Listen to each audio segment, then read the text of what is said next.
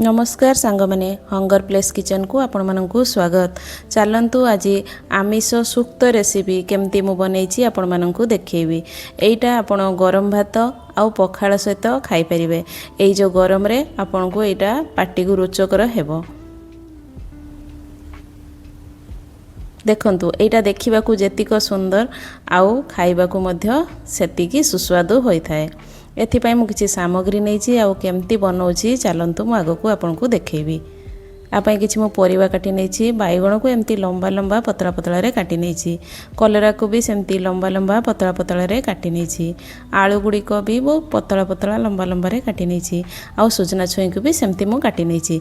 या पाई सबु समान प्रकार रे साइज रे काटिबा दरकार। देखंतु छोट चिंगुडी किछि मु नेछि एठी धोई आउ सेथिरे मु हळदी लूण देई भाजी नेबी।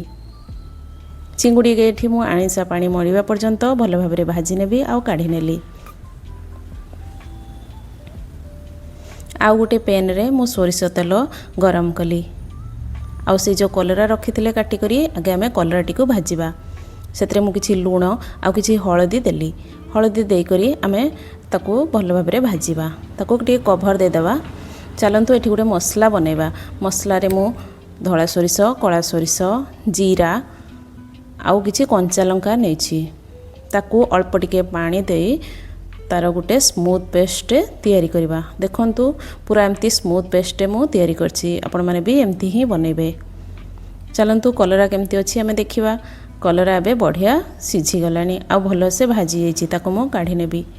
से पैन टी को पुणी मु धोई करी सेतरे आउ किछि सोरिष तेल गरम कली। आउ फोटण रे मु दुईटी सुखिला लंका आउ 5 फोटण किछि देली। तापरे कट्टा रखाइथिबा आलू गुडी को मु सेथिरे दे देली। आलू देई करी मु ताको 2-3 मिनिट पर्यंत भाजीबी। भाजी सरला परे मु सेथिरे सुजना छुई गुडी को दे देली। याको भी एबे मु 2-3 मिनिट पर्यंत भाजीबी। सुनंतु परिबा गुडी को भाजिले तारो कंचा स्मेल पळे जिबा सहित सेटा किछि मात्रा रे सिझी जाय थाए। बस एबे मु सेथिरे लूण आउ हळदी दे देली। देई करी ताको भल भाबरे गोळै देली।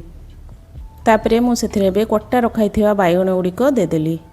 बाइगण गुडी को भी सेमती 1-2 मिनिट पर्यंत मु भाजी नेबी। देखंतु परिबा गुडी को हमर भल भाबरे भजा हे गला। सेथिरे हमें बट्टा रखाइथिबा मसला टी को एबे देई दबा। आ मसला को से परिबा सहित भल भाबरे कसिबा।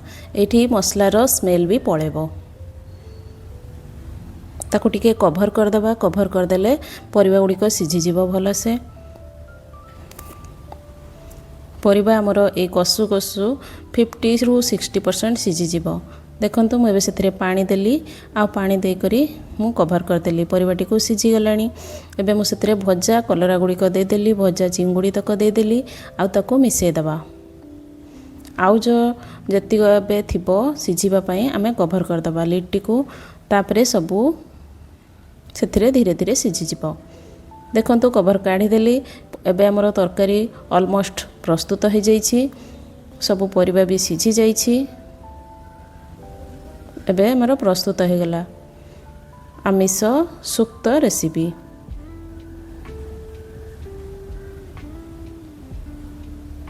वीडियोटी भल लगी आपण लाइक शेयर आउ सब्सक्राइब करेंगे। आउ बेल आइकन को दबाई देबे जहाँ द्वारा आग को आसुवा वीडियोर नोटिफिकेशन आपण पाखे पहुँची पारिबो।